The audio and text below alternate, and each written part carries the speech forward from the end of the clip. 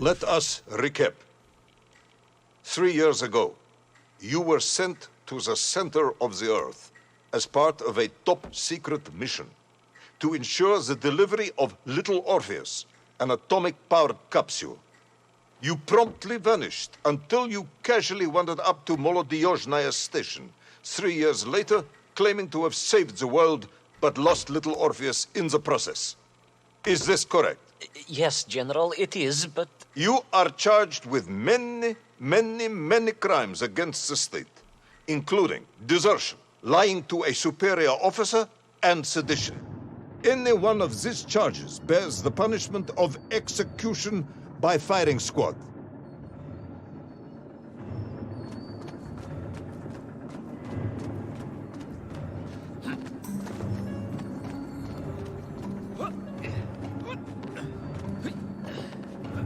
General, you must be reasonable. I did my best. It's all true, I swear. I swear upon the lives of my family. Oh, do you? Auntie Marcia and Uncle Vanya, the traveling tinker and the pig dentist, or perhaps Cousin Pavel, the criminal mastermind with the unhealthy taste for eggs. How stupid do you think I am, Comrade Devalov?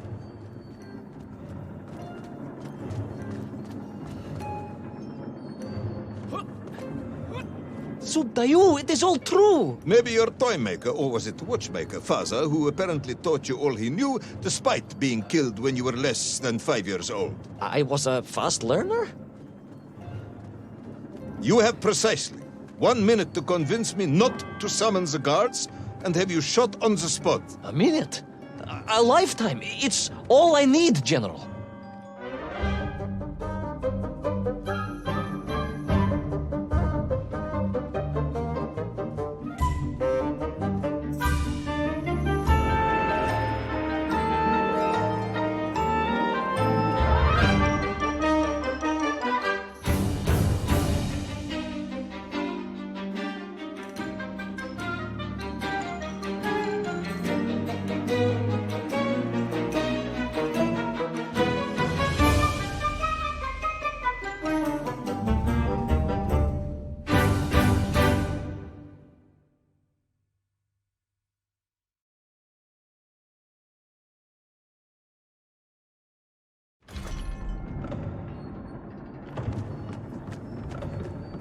I was astounded. My father, I told you, I think I told you, he was a toy maker, and he often played with clockwork parts. Tavarish. But this made all those childhood wonders pale into insignificance. And it was fortunate indeed that my uncle... Vanya, the pig dentist? No, my other uncle, Sasha, had taken me mountaineering in the Urals during my childhood, for it was only by scaling these giant mechanical parts that I would reach Little Orpheus. Yes, I had been thinking that it seems awfully convenient that you were such an accomplished climber. I don't, however, recall any mention of this Uncle Sasha in your file. He was a very private man. A very unlikely man. That was Uncle Sasha's blessing and his curse.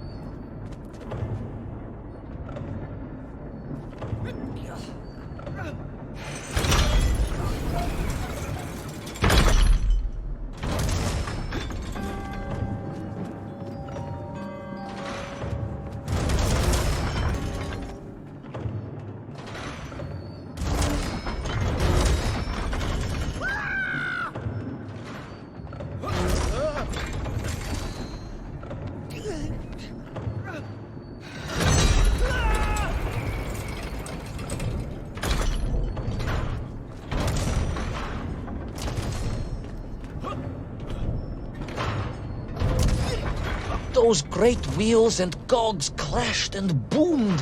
The vast hands of all time crunching forever and ever around. Ivan Ivanovich. Pendulums and springs and great big wheels and tiny little wheels. Tavarish Privalov, stop! Though at least the Menk were not here, especially as they seemed to infest the world below the surface. Menkf everywhere. Menkf. Many Menkf. Menkf for plenty. Menkf. You are babbling, comrade. Enough.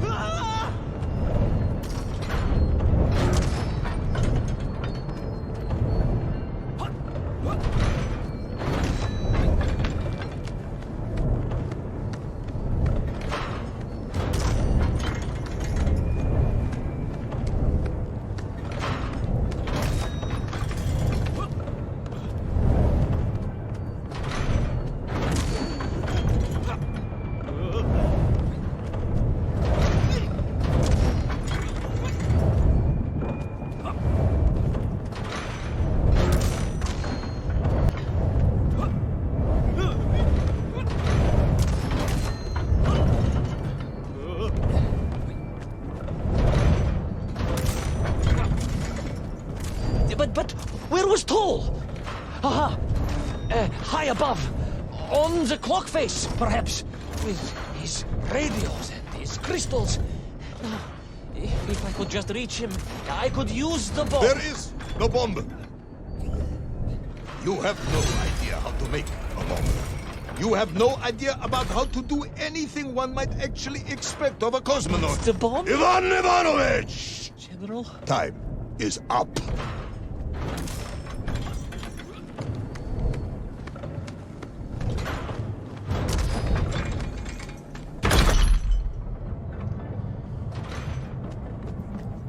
Stop talking, Tavarish. You don't know what happens next. It is obvious. You've done very well. I applaud you for your efforts and your story. It is a wonderful tale, Comrade Privalov. I have enjoyed it immensely. But every story needs an ending. And it is clear yours does not have one.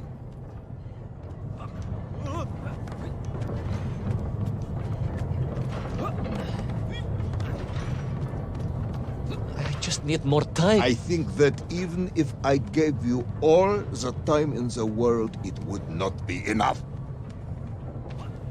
No, General. I can do this. That is, I remember what happens next. I just need to catch my breath and compose myself. We both know how this story ends, comrade. But little Orpheus, you haven't heard what happened. We will find out soon enough. You will be executed, and another expedition will be sent. No, you cannot. You cannot. We must never go back. You don't understand. Make me, then. Make me understand. I am a kind man, although you may not believe this. I do not want to have you shot. So help me. Make me understand. Tell me what happened to little Orpheus.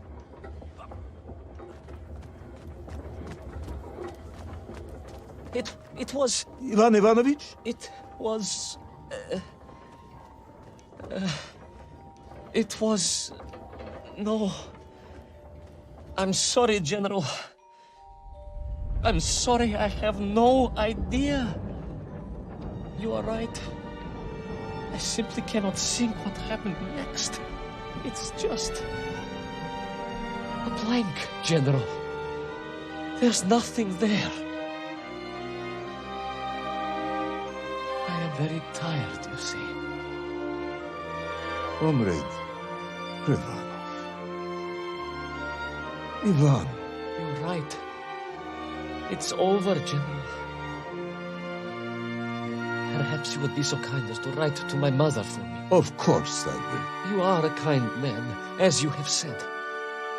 And, General, Yes, Ivan. was it a good story? Oh, yes. It was an excellent story. Thank you, General. I am just sorry I couldn't give you an ending. Unless... General? Quiet, Tovarish. I am thinking. Unless...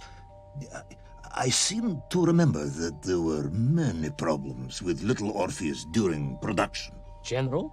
Problems with the casing around the atomic battery. Concerns. Concerns, General? Yes, concerns. Unlikely though that might be. Yeah, it seems if I remember that it failed to secure properly. A sharp blow could spring the hatch and expose the fragile casing of the bomb to any would-be vandal. I'm not sure I follow. A resourceful yet forgetful hero might, one would think, take advantage of that fact. But how, General? Where would I find something to strike it with? The son of a watchmaker would easily find something within a giant clock mechanism that resembled a hammer, surely. A hammer? Why, yes, General. I do remember now. I grasped the hammer-shaped thingamabob. Let's just agree it was a hammer, Ivan. Yes, of course. Let's do that. I recovered my senses, shook my head, and looked about me. In my distracted stupor, I had climbed further up the tower than I ever thought possible. In front of me was the clock face, and I gazed out through it at the sheer expanse of history. And I knew whatever happened next... happened next? The hand of destiny had fallen upon your shoulder. Yes, it had. And what an extraordinary hand it was.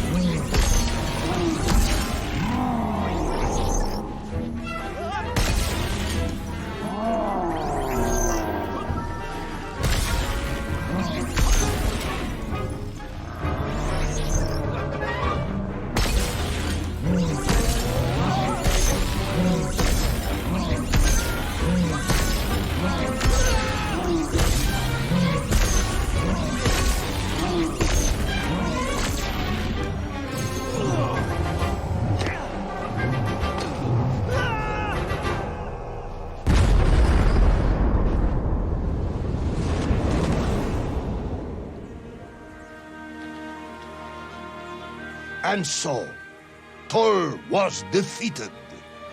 Little Orpheus destroyed, the bomb lost forever. Not just that, General. In that moment, time sprung back to its proper shape, and I found myself once more in Plutonia, the start of my journey. But the wound in the interior sky was gone. The drill was gone. It was as if I had never been here. And they were nymph, free and happy, without the tyranny of toll, free to pursue their simple lives. But we can never go back? Never, General. One drill, one metal sphere, one lone cosmonaut was nearly enough to destroy time and unleash the tyrant toll upon our world. Who would think an innocuous beeping radio housed in a ball of metal could change the world so dramatically? Who indeed? But tell me, what of you? And what of your return to the surface? I stayed amongst the nymph for as long as I could. But I came to realize they had begun to worship me as a king. No, General. I am a good socialist and could not allow this workers' paradise to become corrupted. And so I left that wonderful land for the last time. And then? And then I walked. For 2 years I wandered, always looking for a way home, through lands and worlds almost beyond imagination. Until one day I emerged, blinking into sunlight, and realized I was home. Until one day I emerged, just like that? You just found your way back to the surface? Well, General, it was a little more complicated than that.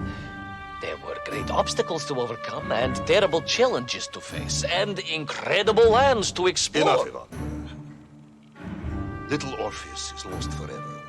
The interior is sealed. You have returned with a story of socialism, triumphing over incredible odds. It is, as I said, enough for one night. Enough for my report, at least. General, if I may... Comrade Ivan Ivanovich Privalov, you are found guilty of all charges brought against you and sentenced to execution by firing squad. However, having listened to your story, I believe you are quite mad. In other words, I find your madness guilty, not you. And we cannot execute madness. And indeed, there are lessons to be learned, even in the depths of this madness. Perhaps the Americans were right to send a chimp after all. So, General? Get out of my sight, Ivan. Go home. Enjoy a state pension as a madman. Just make sure I never see you again. Yes, General. Of course, General. Anything you say. I shall be small and quiet and live a life without excitement and... Out! Until one day I just emerged. Oh, very good, Tavarish. Very good indeed.